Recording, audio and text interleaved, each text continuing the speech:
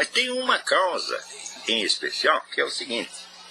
No Brasil, há muitas décadas, foi adotado nas escolas primárias um método socioconstrutivista de educação. Para o método socioconstrutivista, só existem dois elementos em jogo. Um é o aluno e o outro é o mundo, que é o objeto. Então você tem o sujeito e o objeto. Então, tudo que é preciso fazer é deixar o aluno, o sujeito, diante do objeto, para que ele espontaneamente vá aprendendo e criando as estruturas. Por abstração, ele vai aos poucos compreendendo, fazendo as generalizações, né?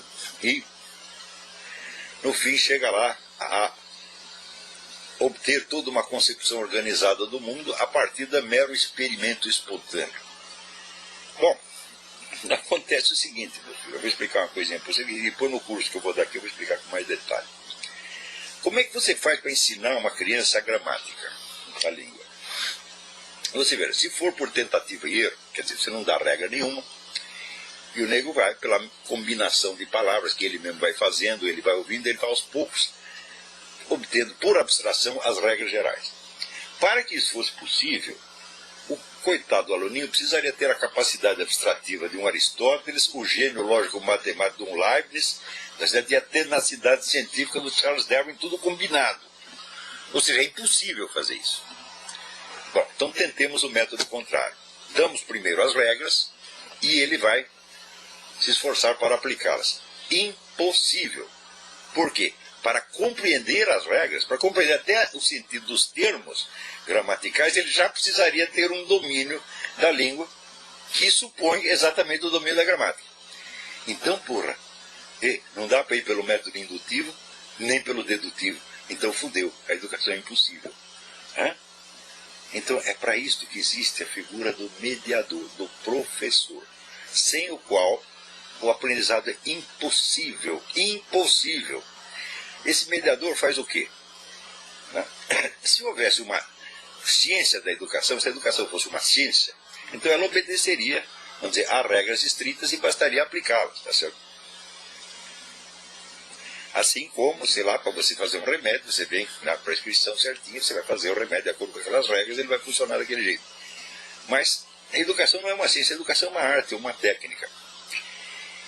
Então, na arte, a ciência, o que a ciência faz? A ciência pega vários fenômenos aparentemente heterogêneos e os reduz à unidade de um princípio. Preste bem atenção. A técnica ou arte faz exatamente o contrário. Quando você cria um objeto técnico, como por exemplo um computador, né, ou um papel impresso, o que você faz? Você está juntando elementos que não são regidos por nenhum princípio comum. Você imagina aqui, por exemplo, um simples papel impresso, tá? Um produto técnico. Quais são os elementos que compõem isso aqui? No mínimo 3. Você tem a língua no qual o negócio está escrito, você tem a tinta no qual foi impresso e você tem o papel. É possível existir algum princípio comum que explica ao mesmo tempo as regras da gramática, a fabricação da tinta, a química da tinta e a fabricação do papel? Não. Então são coisas heterogêneas, teoricamente irredutíveis. Irredutíveis a uma teoria comum. Não pode haver uma teoria comum dessas 3 coisas. Estão acompanhando? Para você fazer um computador, você precisa do quê? Você precisa, no mínimo, você precisa do código binário, não é isso? E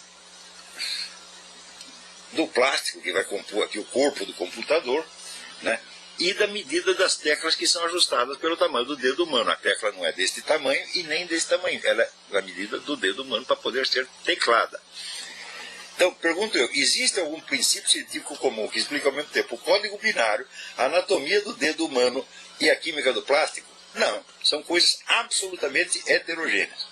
O que a técnica faz? A técnica junta tudo isso, não numa unidade teórica, mas numa unidade material.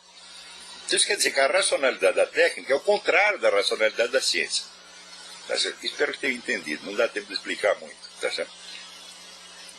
Então, a arte ou técnica é justamente a habilidade de você sintetizar num produto material, ou numa técnica material, elementos que são teoricamente heterogêneos e irredutíveis a uma racionalidade comum. A educação é precisamente isso. Então isso quer dizer que a arte ou técnica é a habilidade de você chegar a um resultado racional mediante meios que são meio racionais e meio irracionais. Então não há um controle completo do processo. Quem quer que tenha acompanhado a fabricação de um produto, desde a sua concepção originária até o seu fracasso ou sucesso do mercado, você sabe que o processo não é muito controlado, é tudo meio assim, né? É que nem você pintar, você já viu pintar o céu com aquarela? Né?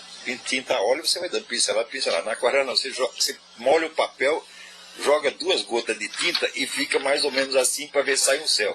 Né? Então, a educação, como qualquer técnica, é mais ou menos assim. Então, isto quer dizer que você depende não só da presença do mediador ou professor, mas da criatividade dele. Para ele fazer esse arranjo, vamos dizer, entre as disponibilidades pessoais do aluno, que são incontroláveis, tá certo? E o objetivo que ele quer chegar. Por exemplo, ele quer chegar, fazer o sujeito entender as regras da aritmética elementar, ou as regras da gramática, tá certo? Então, ele tem que fazer uma ponte entre o irracional e o racional. Isso é dificílimo. Então, isso quer dizer, a presença do professor, a presença do mediador é o elemento central da educação, porra. Agora, toda esta escola que foi adotada no Brasil há 50 anos, que vem esses filhos das putas, esse Jean Piaget, Emília Ferreiro, Vygotsky, Paulo Freire, todo esse bando de charlatães vigaristas, porra. Ensina assim, o ensino não pode ser diretivo, você tem que deixar o aluno solto ante o objeto. Então ele fica lá solto ante o objeto chamado linguagem, ele ouve as pessoas falar, e ele mesmo vai montando por abstração na cabeça dele, né, as regras da gramática, e no fim ele produz lá a gramática metódica da língua portuguesa do Napoleão Mendes de Almeida. Porra, é claro que isso é impossível. Acontece que as crianças educadas assim, não é que elas não aprendem gramática, elas ficam numa confusão e de uma inépcia mental terrível, terrível, terrível, terrível. Você pega hoje um jornal, eu hoje mesmo estava lendo a primeira página da Folha de São Paulo. Você tem uns 20 erros de gramática na primeira página de um jornal, porra. Isso quer dizer que os profissionais de idioma não sabem mais de idioma. Né? E as pessoas assim, elas não conseguem raciocinar, não conseguem diferenciar de bugalhos. Elas vivem numa espécie de pasta mental, que eu chamo da síndrome do piu-piu. Né? Aquele negócio, o fato está na cara dele, de, pô, será que eu vi um gatinho? Eu vi um gatinho, não vi um gatinho. Fica todo mundo assim, porra. Então, agora, quando a pessoa é assim, do ponto de vista intelectual, o que passa a predominar na conduta dele? A impulsividade.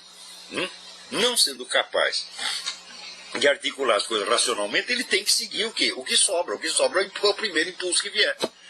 Então você cria uma geração de jovens burros, impulsivos, violentos, né? Que hoje você sabe que, por exemplo, ser professor numa escola primária ou secundária é um risco que você corre. Não teve aquele caso, os caras botaram fogo no cabelo da professora, e daí veio lá a Secretaria de Educação não deixar punir o rapaz. Não pode, né? Prejudicar o aprendizado deles, tem que deixar os coitadinhos. Agora, teve uma menina que correu para ajudar a professora, para apagar o fogo. Esta teve que sair da escola, por quê? Porque os alunos queriam bater nela. Então, a única castigada foi a menina que fez o bem. E é assim que estão sendo educadas as crianças brasileiras. Educadas por quem? Por outros idiotas que também aprenderam no método socioconstrutivista e são analfabetos, impulsivos, violentos.